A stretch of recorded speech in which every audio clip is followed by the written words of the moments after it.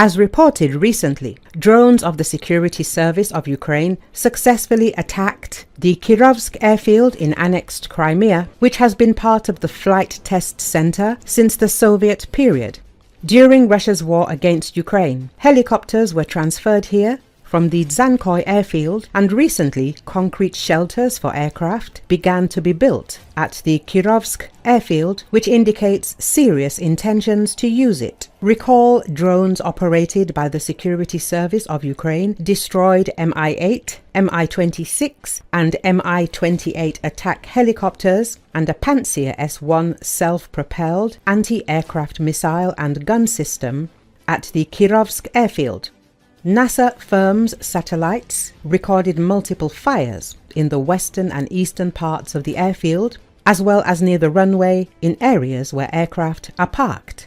After the fire, satellite images recorded traces of burns on the ground over an area of about 1 square kilometer. The Kirovske airfield was built after World War II and was used as a base for fighter aircraft. Since 1961, aircraft testing has been conducted here, after the fighter regiment was disbanded in 1979. The airfield was completely transferred to the 3rd Scientific Testing Directorate of the State Research Institute of the Air Force, the flight testing service for anti-submarine defense aviation systems. The 3rd Directorate included, among other things, the Meganom and Chowder testing grounds. Tests of the Navy's aviation equipment were conducted, as well as tests of all aviation rescue systems, including parachute systems of decent spacecraft. The airfield was allocated a testing ground in the Black Sea near Cape Chowder and Feodosia Bay for testing anti-submarine systems. In February 1992, the Directorate came under the jurisdiction of Ukraine, and the 168th Flight Test Complex of the Ukrainian Air Force was formed on its base. After the annexation of Crimea, the airfield is subordinate to the State Flight Test Center of the Ministry of Defense of the Russian Federation, named after Chkalov.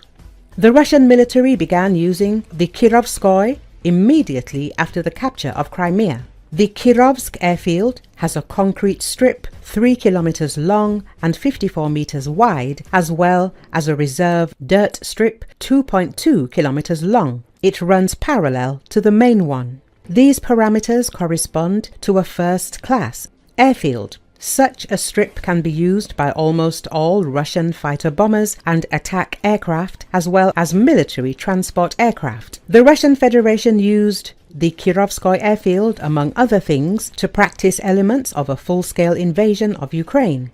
During the first 2 years of the full-scale war, nothing is known about the use of the Kirovske airfield.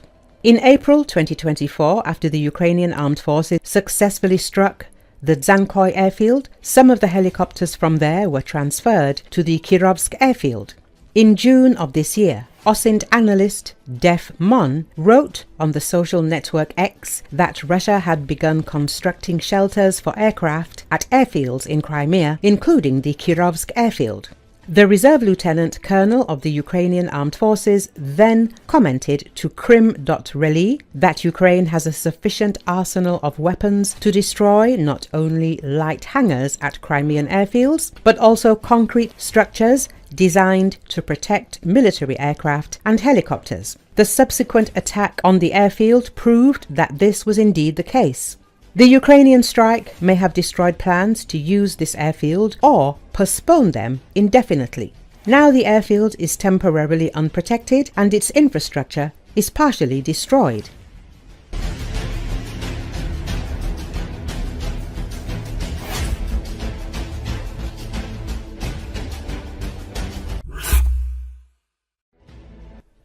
Germany scrambled its fighter jets to intercept a Russian aircraft over the Baltic Sea in the latest incident involving Moscow's forces over the body of water dubbed a NATO lake. A Russian Ilyushin Il-20M reconnaissance plane flew over the area with its transponder switched off and without a flight plan filed before the German Air Force scrambled its aircraft. German newspaper Bild reported.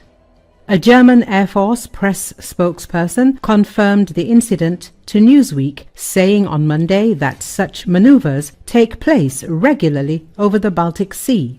NATO members have reported in the region a spike in incidents of Russian belligerence, of which Friday's is the latest. Since the accession of Sweden and Finland to the alliance, the Baltic Sea is called a NATO lake and given the location within it of the Russian enclave of Kaliningrad, an area of strategic military significance as tensions with Moscow continue to increase. The Russian Il-20M took off from Kaliningrad with its transponder switched off and without a flight plan filed Friday. Bild reported it was heading toward international airspace near Poland and Germany, but was detected by NATO radar, which alerted Germany's military. The Bundeswehr, which scrambled 2 Eurofighter jets from Lag Air Base near Rostock. The Eurofighter jets established visual contact with the Russian plane about 60 miles from the German coast before changing course north 25 miles from the island of Usedom, thus remaining in international airspace. The German Eurofighters returned to base just after 2 hours in an incident that comes only 2 weeks after British fighter jets based in Poland intercepted 2 Russian reconnaissance aircraft. The German Air Force press spokesperson confirmed to Newsweek that the incident took place as reported in Bild, and that such maneuvers have taken place regularly over the Baltic Sea since before the beginning of the war in Ukraine. Also this month, fighter jets from Lithuania conducting NATO's air policing mission in the Baltic region were scrambled 3 times within a week to identify and escort Russian Sukhoi Su-30SM aircraft violating flight regulations. In May, NATO jets were scrambled 4 times to identify and escort Russian aircraft violating flight rules in the Baltic, and it was reported that Polish fighter jets intercepted a Russian Su-24 bomber in international airspace over the region. A German Air Force spokesperson told Newsweek, "The German Air Force is always ready for action and is well prepared for incidents of this kind."